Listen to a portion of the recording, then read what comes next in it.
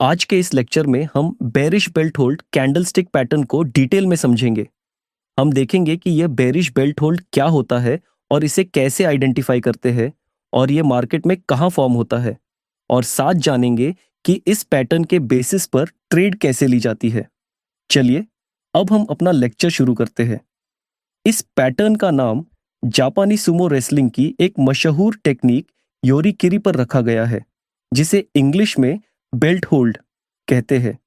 Sumo में जब एक पहलवान अपने ऑपोनेंट की बेल्ट को मजबूती से पकड़ लेता है तो उसके पास मुकम्मल कंट्रोल आ जाता है। फिर वो अपने ओपोनेंट को बिना मौका दिए रिंग से बाहर धकेल देता है। ट्रेडिंग में भी बिल्कुल यही होता है। जब मार्केट एक ट्रेंड में ऊपर जा रही हो और अचानक एक ऐसी कैंडल बने जो अपने ओपनिंग प्राइस से 1 पॉइंट भी ऊपर न जाए, यानी जिसका ऊपर का विक या शैडो ना हो, तो हम कहते हैं कि बियर्स ने मार्केट को बेल्ट से पकड़ लिया है। इसका मतलब यह है कि ओपनिंग बेल बजते ही सेलर्स ने इतना हैवी कंट्रोल लिया कि उन्होंने बायर्स को संभालने का 1 सेकंड भी मौका नहीं दिया। जैसे रेसलर अपोनेंट को रिंग से बाहर निकाल देता है, वैसे ही ये कैंडल पिछले बुलिश ट्रेंड को मार्केट से किक आउट कर देती है। ये इस बात की निशानी है कि अब मोमेंटम स्विच हो चुका है और मार्केट यहां से रिवर्सल करने के लिए तैयार है। अगर हम इसकी शेप की बात करें तो यह एक रेड कलर की कैंडल होती है। इस कैंडल में ओपनिंग प्राइस ही हाई प्राइस होती है, यानी प्राइस ने ओपन होते ही ऊपर की तरफ बिल्कुल मूव नहीं किया। इसी वजह से इसमें कोई अपर विक नहीं होती। इसकी लॉन्ग बॉडी होती है जो मार्केट में स्ट्रॉन्ग मूवमेंट को शो करती है। यह लॉन्ग बॉडी क्लियर तौर पर स्ट्रॉन्ग सेलिंग प्रेशर को इंडिकेट करती है, यानी सेलर्स ने मार्केट पर हेवी कंट्रोल ले लिया होता है। अगर हम लोअर विक की बात करें तो यह बहुत छोटी होती है, जो आमतौर पर बॉडी के लगभग 5% तक हो सकती है। यह दिखाती है कि बायर्स ने थोड़ी सी कोशिश की लेकिन वो कंट्रोल हासिल नहीं कर पाए। अगर हम बात करें कि यह पैटर्न कहाँ फॉर्म होता है, तो यह पैटर्न अक्सर एक स्ट्रॉन्ग अपट्रेंड के टॉप पे बनता है। जब मार्केट में कंटिन्यूअसली हायर हाइज और हायर लॉज बन रहे होते हैं, तो वहां पर यह कैंडल अपीयर हो सकती है जो सिग्नल देती है कि ट्रेंड वीक हो रहा है। यह पैटर्न अक्सर स्ट्रॉन्ग रेजिस्टेंस एरिया के पास फॉर्म होता है। जब यह स्ट्रॉन्ग रेजिस्टेंस एरिया पर बनता है, प्राइस अक्सर नीचे की तरफ मूव करती है और इस मूवमेंट में वॉल्यूम भी इंक्रीज होता है, और इस वजह से यह पैटर्न और भी ज्यादा वैलिड माना जाता है। इसके अलावा यह पैटर्न ओवरबॉट जोन में भी देखने को मिलता है, जहां बियरिश डाइवर्जेंस भी प्रेजेंट होती है। ओवरबॉट जोन वो होता है जब RSI80 से ऊपर होता है, और अगर इसी एरिया में आपको बियरिश डाइवर्जेंस के साथ यह पैटर्न नजर आए तो इसे ज्यादा पावरफुल सिग्नल माना जाता है। इस पैटर्न को आप किसी भी टाइम फ्रेम पर देख सकते हैं। यह इस बात पर डिपेंड करता है कि आप इसे किस टाइम फ्रेम पर यूज करते हैं। अगर आप इंट्राडे ट्रेडिंग कर रहे हैं तो इस पैटर्न को 5 मिनट, 15 मिनट और 30 मिनट की कैंडलस्टिक पर देख सकते हैं।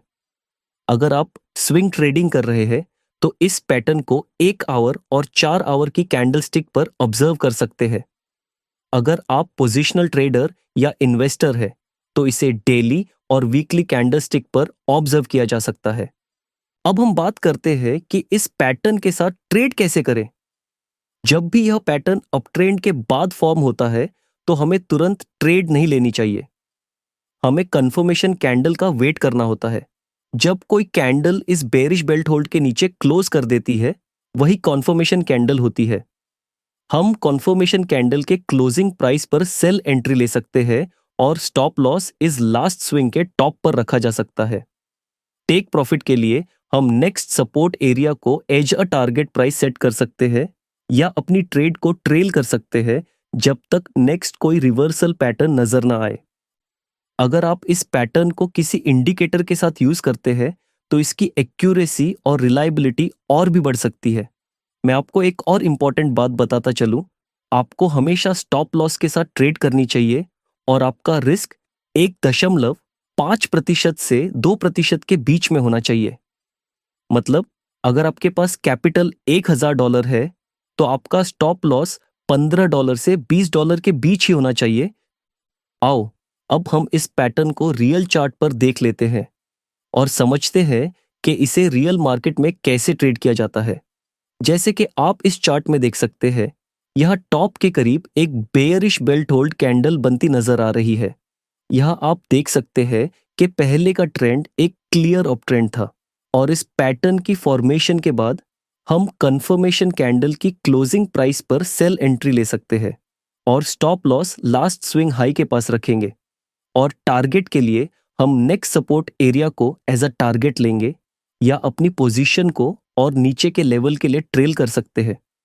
अगर हम इसकी फॉर्मेशन रेट की बात करें तो यह ऑन एक सीजनल कैटेगरी में आता है, मतलब ये कभी कभी चार्ट्स पर देखने को मिलता है और हर वक्त नहीं बनता। और जहां तक इसकी रिलायबिलिटी की बात है तो यह पैटर्न अगर सही कॉन्टेक्स्ट में देखकर ट्रेड किया जाए तो इस पैटर्न की एक्यूरेसी 70 से 75% तक हो सकती है। दोस्तों, बस आज के लिए इतना ही। मिलते हैं नेक्स्ट वीडियो में एक और पावरफुल पैटर्न के साथ। वीडियो पसंद आई हो तो लाइक करें, शेयर करें और ऐसे ही ट्रेडिंग कंटेंट के लिए चैनल को सब्सक्राइब जरूर करें।